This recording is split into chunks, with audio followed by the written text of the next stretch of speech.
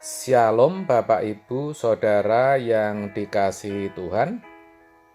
Seri pengajaran hari ini Rabu 28 Juli 2021 berjudul Jangan Beritahu Siapapun. Ada yang menarik dari perkataan Yesus setelah ia menyembuhkan orang sakit kusta. Apa itu? Nah, ini saya kalimatkan sendiri ya saudara. Yesus berkata, jangan beritahu siapapun. Yang artinya, Yesus tidak mau orang lain tahu bahwa ia yang telah menyembuhkan. Matius 8 ayat 4 mengatakan demikian.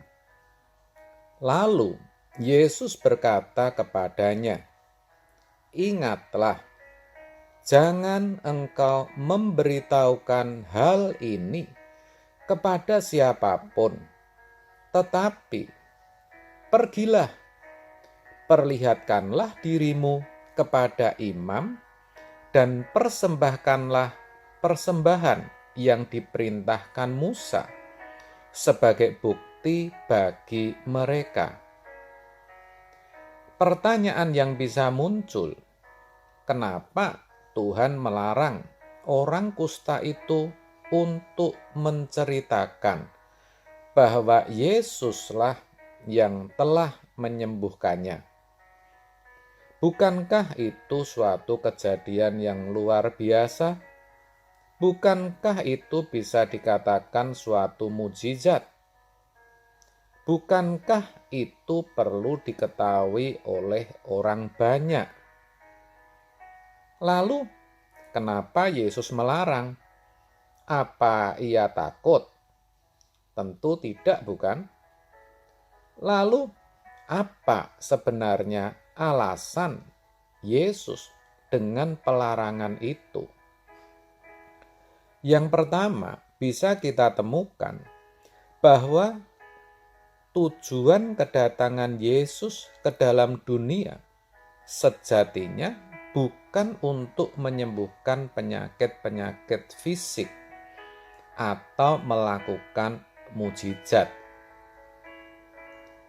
Lalu, apa maksud dan tujuan kedatangannya?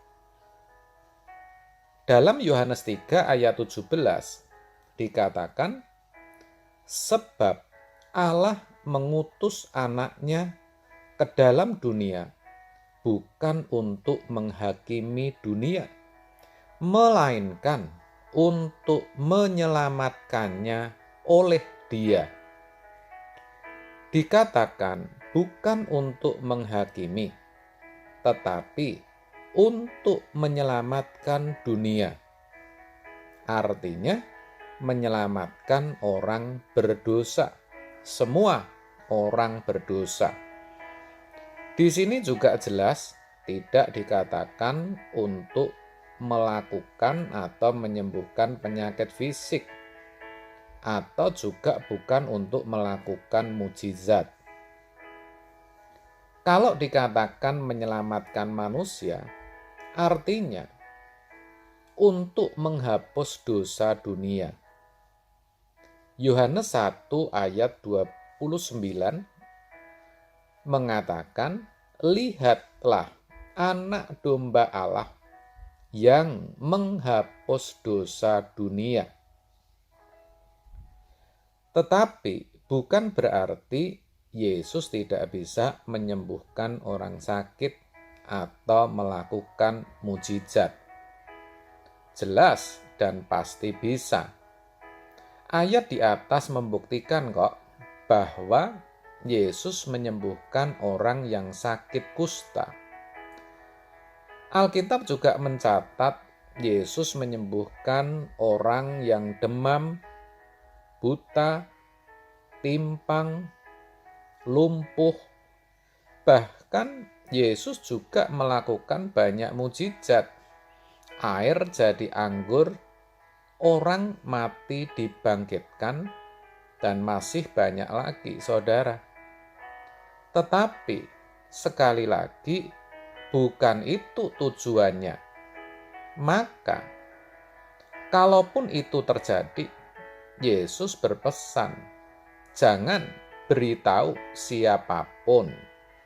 Itu berarti jangan sampai orang mengikut dia karena hanya ingin sembuh atau ingin mengalami atau mendapat mujizat.